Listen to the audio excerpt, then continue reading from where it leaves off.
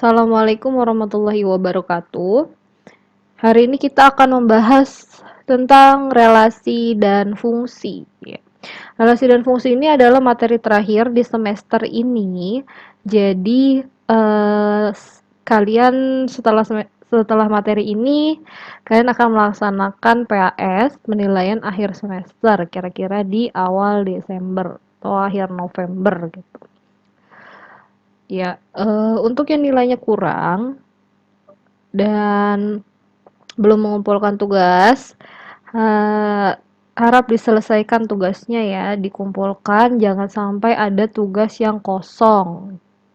Karena tugas yang kosong pasti akan berefek pada nilai rapot di bawah KKM gitu. Jangan sampai kayak rapot PTS kemarin, ada beberapa anak yang di bawah KKM sampai ada yang dapat 40, 50 gitu. Apalagi kalau ditaruh di nilai rapot ya, itu bisa jadi faktor kalian nggak naik kelas nantinya karena nilainya kosong. Karena ada beberapa siswa yang nilainya benar-benar kosong dari awal sebelum PTS itu dia nggak ngumpulin tugas. Kalau kalian nggak ngumpulin tugas, saya harus nilainya gimana? Saya juga bingung ngasih nilainya kayak gimana. Orang tugasnya nggak pernah dikumpulin, jadi jangan salahkan saya kalau nilai rapot kalian nanti kosong ya, atau 30, 50 gitu. Karena buktinya kan ada di GCR semua.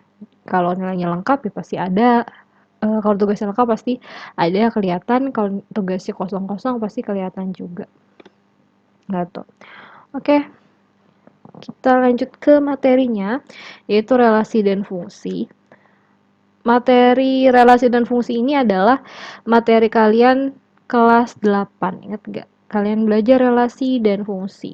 Tapi sekarang kalian belajar lagi dan materinya agak sedikit berbeda. Pertama saya ingatkan dulu materi-materi yang kelas 8-nya, ini tentang pengertiannya, relasi dan fungsi. Yang pertama relasi. Relasi adalah hubungan antara A dan B. Hubungan antara himpunan A dan himpunan B. Misalnya, ini adalah himpunan A, ini adalah himpunan B. Maka relasinya tuh apa? Relasi itu akan hubungannya ya. Hubungan dari A ke B ini apa? Kita lihat. Si Eko memilih merah, si Rina memilih hitam, si Tono memilih merah, Dika memilih biru. Nah, ini relasinya apa? Hubungannya apa? Bisa aja hubungannya adalah warna kesukaan. Kan ini membicarakan hubungannya ya, hubungan antara himpunan A dan himpunan B.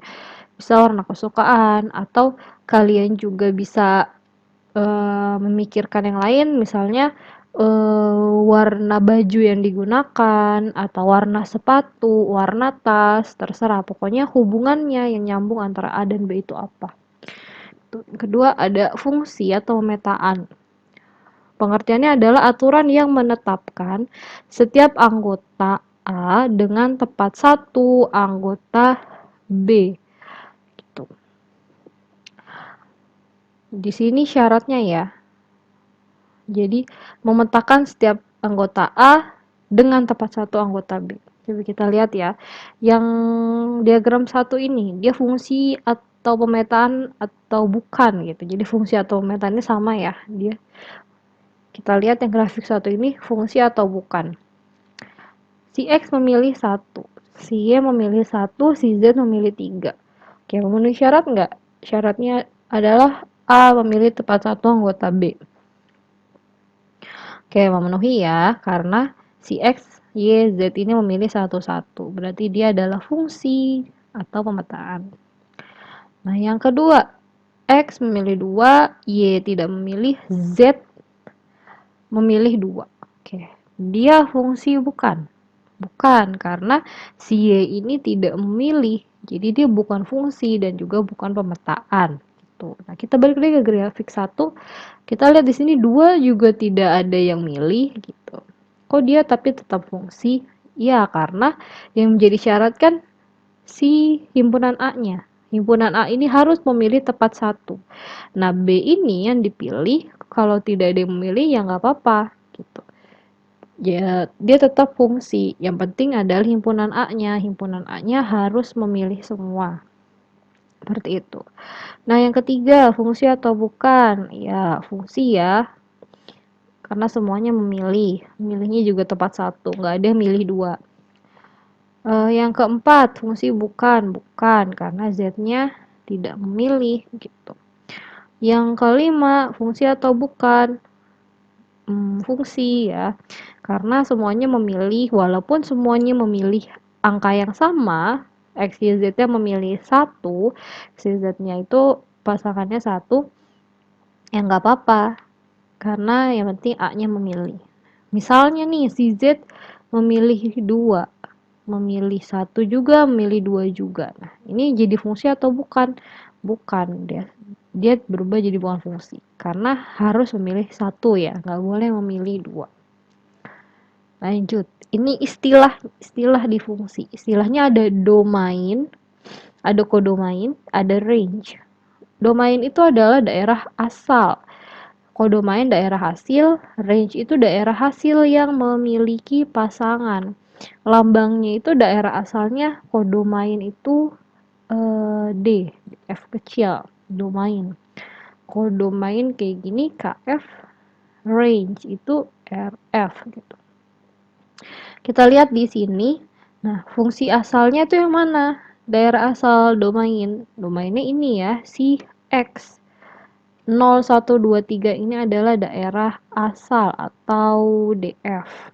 Nah, yang ini adalah daerah hasil atau kodomainnya. Jadi asal atau domain, hasil atau kodomain gitu. Ini KF. KF. Nah, range-nya yang mana? Kalau kita disuruh bikin himpunan range, lihat himpunan range itu kan daerah hasil yang memiliki pasangan. Ini daerah hasil yang memiliki pasangan kan cuman yang 2, 5, 8, 11 ya. Ini enggak kan ya. 14 enggak punya pasangan. Berarti dia bukan range. Dia range-nya adalah 2, 5, 8, 11. Kayak gini. Ya, ini aja mengulang pelajaran kalian kelas 8 ya. Kalian harusnya sudah ingat. Oke, sekarang notasi fungsi ini baru nih. Notasi fungsi itu penulisan fungsi. Tanda fungsi f(x) dapat dinotasikan sebagai ini. Jadi sekarang waktu kelas 10 kalian belajarnya fungsi itu tandanya macam-macam. Biasanya kan kalian nulisnya gini, f(x) sama dengan 2x tambah 3 gitu ya. Nah, sekarang ada yang namanya notasi fungsi f(x) itu tanda panah 2x tambah 3. Nah, ini sama aja gitu ya. Nggak berbeda, ini sama aja. Jadi ada yang f dalam kurung x, ada f titik 2x. Oke, lanjut. Sekarang contoh soal. Contoh soal fungsi h didefinisikan sebagai ini, ht 1/2 pangkat t. Tentukan range untuk t min 3, 0, 2. Oke, kalau T-nya diganti min 3, berapa hasilnya? Ganti 0 berapa, ganti 2 berapa gitu. Kan dia suruh menentukan range ya. Range itu adalah daerah hasil tadi. Daerah hasil yang memiliki pasangan. Nah, HT-nya ini, kan ini masih notasi fungsi. Kita ganti aja ya supaya lebih gampang mengerjakan. HT sama dengan setengah pangkat T gitu. Disuruh tentukan kalau T-nya diganti min 3. Berarti H, ini T-nya kita ganti min 3. Berarti T di sini dipangkat juga ganti min 3. Berarti jadi 1 pangkat minus 3 per 2 pangkat minus 3. Jadi ini kalian belajar kan eksponen kemarin ya. Supaya minusnya hilang, pangkat minus ini hilang kan harus dipindahin ya. Kalau dia di atas dia jadi pecahan ke bawah, kalau dari pecahan dia pindah ke atas gitu. Nah, ini karena sama-sama minus, kita tukar aja tempatnya. 2 yang tadinya di bawah jadi di atas, 2 pangkat 3, 1 yang tadinya di atas jadi di bawah.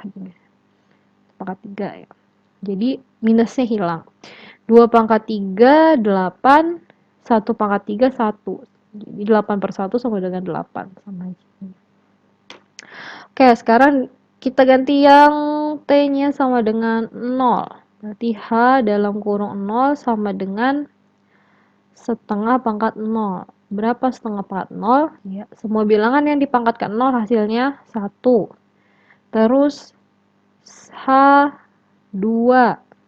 Gimana nih?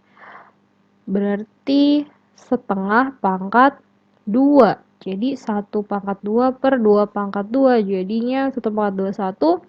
2 pangkat 2, 4. Kita bikin himpunan range ya. Range RF sama dengan dari yang paling kecil ke yang paling besar.